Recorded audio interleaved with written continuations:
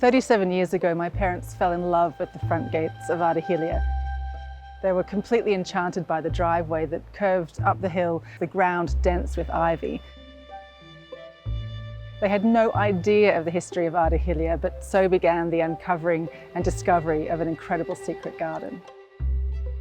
Arahilia was established by a successful businessman named William McGregor in the 1880s. McGregor was a very proud Scot and set out to recreate the Highlands of Scotland where he grew up.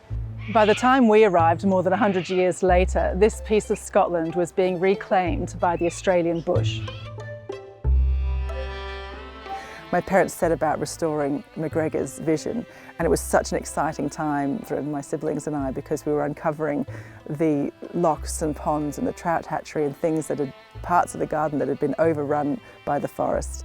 So that first summer that we had here in 1987, we spent hours every day just cutting back bracken and blackberries and uncovering one pond at a time. All my parents really had were the landscape plans of the garden, so they knew that it existed. They knew that under all the bracken and all the rubbish was a beautiful garden, and included in that was the trout hatchery. And initially it was just one brick that we found, and then my father spent weeks digging this trout hatchery out. So it was a really, really exciting time right at the beginning.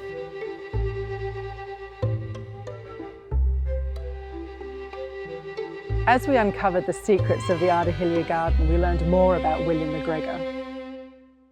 William McGregor was extremely proud of his Scottish genealogy and the fact that he was a direct descendant of Rob Roy McGregor, the famous Highlander rebel.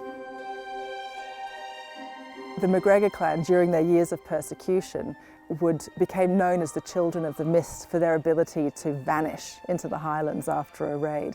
And their war cry was Ard Choille, or Arahilia, in honour of that genealogy and his family history, named this property Arahilia. One thing that I often think about when I walk around this garden is that we're really enjoying McGregor's vision and his version of paradise that he set out to create in the 1880s within the context of the Australian forest. McGregor truly embraced the Victorian obsession with rare plants and gardening. As a result, Arahilia is a treasure trove of rare and exotic plants, including weeping elms, liquid ambers, tulip trees, Japanese cryptomeria, and a number of varieties of European oaks. My mother worked really hard over the years to maintain and add to this incredible arboretum.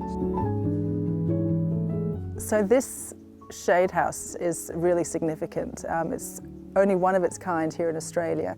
It was shipped out in pieces from Scotland in the 1880s and then reassembled on site. For it to still be standing today in such great condition is really incredible.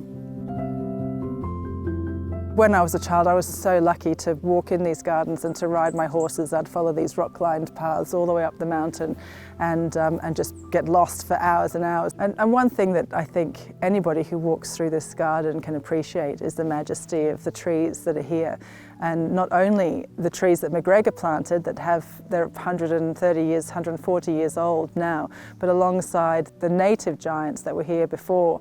And they must have had a massive impression on McGregor for him not to have cut them down or to make way for what he was planting. And here we are 130 years later, reaping the rewards and the benefits of these enormous trees here in this beautiful landscape.